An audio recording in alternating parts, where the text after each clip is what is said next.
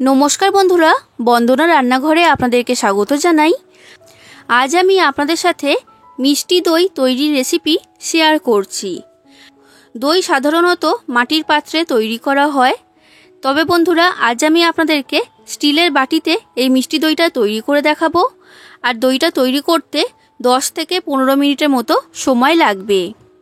আর যারা কখনো দই তৈরি করেনি তারাও কিন্তু আমার এই রেসিপিটা ফলো করে একদম দোকানের মতো পারফেক্ট মিষ্টি দই বানিয়ে ফেলতে পারবে। আর এটা তৈরি করতে কিন্তু খুব বেশি সময় লাগে না। তাই বন্ধুরা আপনারা পুরো ভিডিওটা দেখতে থাকুন। আশা করছি আপনাদের সকলের রেসিপিটা খুবই ভালো লাগবে। আর রেসিপিটা ভালো লাগলে লাইক, শেয়ার, কমেন্ট করে দেবেন। আর আমার চ্যানেলটাকে অবশ্যই সাবস্ক্রাইব করে দেবেন। মিষ্টি দই তৈরি করার জন্য আমি এখানে একটা বড় সাইজের পাত্র নিয়েছি। এবার এর মধ্যে দিয়ে দিচ্ছি 2 কাপ উষ্ণ গরম জল।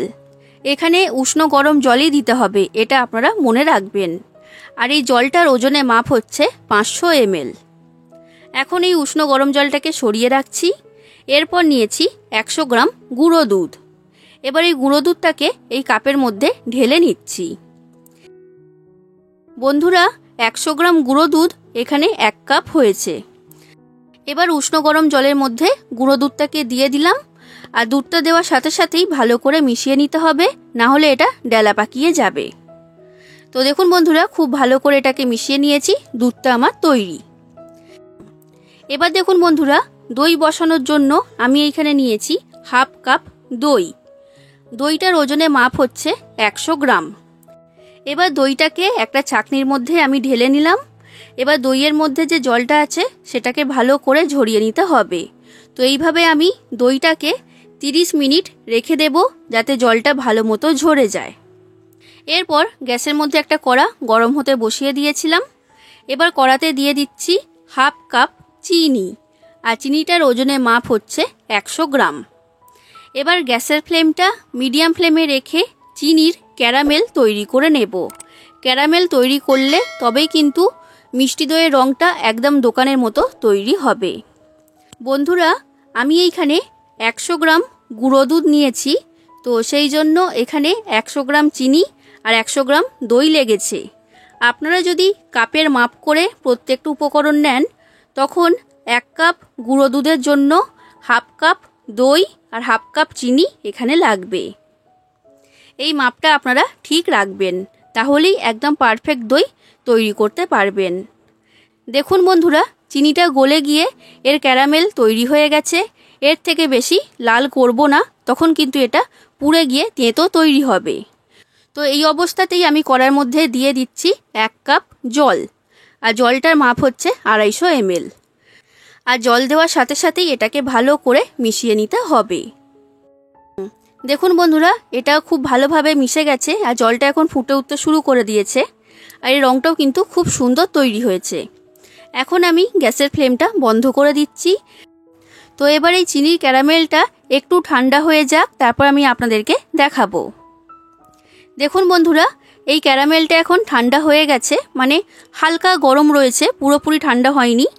এবার এই হালকা গরম চিনির ক্যারামেলের মধ্যে দুধটাকে আমি দিয়ে দিলাম। আর দুধটা দেওয়ার সাথে সাথেই ভালো করে এটাকে মিশিয়ে নিতে হবে। বন্ধুরা ক্যারামেলটা গরম থাকা অবস্থায় দুধটা এর মধ্যে দিলে দুধটা ফেটে যাওয়ার সম্ভাবনা থাকে। এবার গ্যাসের ফ্লেমটা হাই ফ্লেমে রেখে এই দুধটা ফুটে ওঠা পর্যন্ত অপেক্ষা করব। আর এই সময় আমি এর মধ্যে দিয়ে দিলাম 4 থেকে 5টা ছোট এলাচ। ছোট এলাচ দিলে দইয়ের ফ্লেভারটা খুব সুন্দর হয়। দুধটা এখন ফুটে উঠতে শুরু করে দিয়েছে। এবার গ্যাসের ফ্লেমটা মিডিয়াম ফ্লেমে রেখে দুধটাকে ফুটিয়ে ঘন করে নেব। বন্ধুরা দুধটা গোলার সময় 2 কাপ জল দিয়েছিলাম, আর ক্যারামেল তৈরি করার সময় 1 কাপ জল দিয়েছিলাম। তো সব মিলিয়ে এখানে 3 কাপ জল লেগেছে। তো এই দুধটাকে ফুটিয়ে 3 কাপ থেকে 2 কাপ করে নিতে হবে। আর যখন দুধটা খুব ভালো মতো ফুটে যাবে, তখন দেখবেন দুধটা কিন্তু অনেকটাই ঘন হয়ে যাবে। দেখুন বন্ধুরা, দুধটাকে খুব ভালো করে ফুটিয়ে ঘন করে নিয়েছি।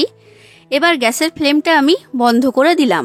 এবার এই দুধটা হালকা ঠান্ডা হওয়া পর্যন্ত অপেক্ষা করব। তবে দুধটাকে এখানে পুরোপুরি ঠান্ডা করলে হবে না, হাত ছোঁয়া গরম থাকবে, এই রকমভাবেই কিন্তু ঠান্ডা করতে হবে। তো এখন দুধটাকে ঠান্ডা হওয়ার জন্য রেখে দিলাম। এবার যে দইয়ের জলটা ঝরাতে রেখে দিয়েছিলাম সেই দইটা নিয়ে নিয়েছি, আর দইয়ের মধ্যে থেকে জলটা ভালোভাবে ঝরে গেছে। এবার দইটাকে একটা পাত্রের মধ্যে নিয়ে নিলাম, আর দইটাকে এবার ভালো করে ফেটিয়ে নিতে হবে।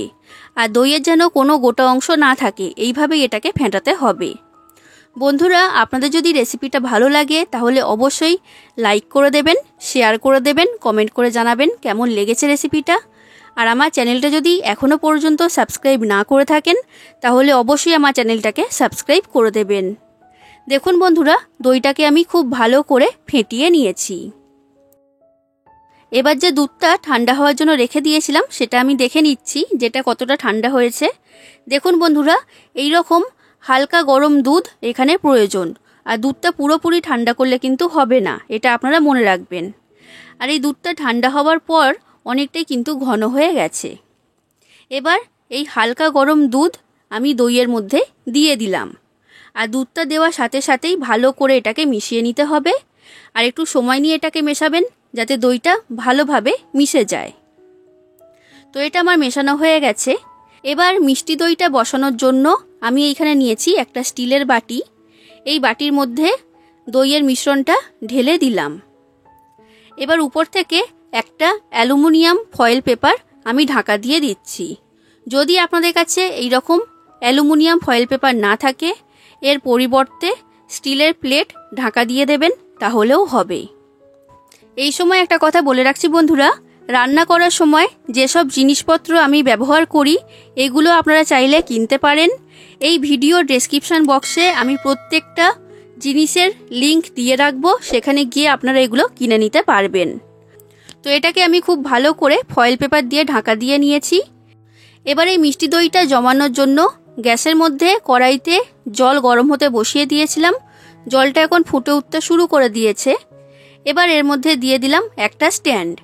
এবার এই স্ট্যান্ডের মধ্যে দইয়ের বাটিটাকে বসিয়ে দিয়েছি। এবার কড়াটাকে আমি ঢাকা দিয়ে দিলাম, আর এমনভাবে ঢাকা দিতে হবে যেন কোনো দিকে ফাঁকা না থাকে। এবার গ্যাসের ফ্লেমটা হাই ফ্লেমে রেখে 15 মিনিট এই দইটাকে ভাপিয়ে নেব। দেখুন বন্ধুরা, 15 মিনিট হয়ে গেছে, গ্যাসের ফ্লেমটা আমি বন্ধ করে দিয়েছি। দইটাকে এখন নাড়াচাড়া করব না, এইভাবেই আমি বসিয়ে রাখবো যতক্ষণ না দইটা সম্পূর্ণ ঠান্ডা হয়ে যাচ্ছে। দেখুন বন্ধুরা, দইটা এখন সম্পূর্ণ ঠান্ডা হয়ে গেছে। এটা একটুও গরম নেই, একদম রুম টেম্পারেচারে চলে এসেছে। আর এই মিষ্টি দইটা খুব ভালো মতো জমে গেছে, দেখে বুঝতেই পারছেন। এবার এই মিষ্টি দইটাকে ফ্রিজের মধ্যে রেখে দেব 30 থেকে 40 মিনিটের জন্য, যাতে দইটা ভালো মতো ঠান্ডা হয়ে যায়। তবে আপনারা চাইলে এইভাবেও দইটাকে খেতে পারবেন। এবার দেখুন বন্ধুরা, 30 থেকে 40 মিনিট পর ফ্রিজ থেকে মিষ্টি দইটাকে আমি বের করে নিয়েছি, আর দইটা খুব ভালো মতো সেট হয়ে গেছে।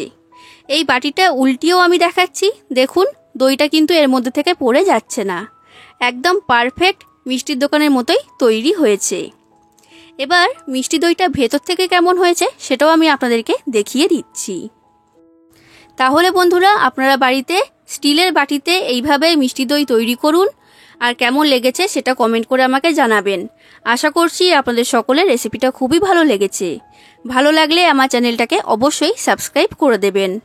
আজ আসি বন্ধুরা, আবার দেখা হবে অন্য কোনো দিন অন্য কোনো রেসিপির সাথে। ধন্যবাদ।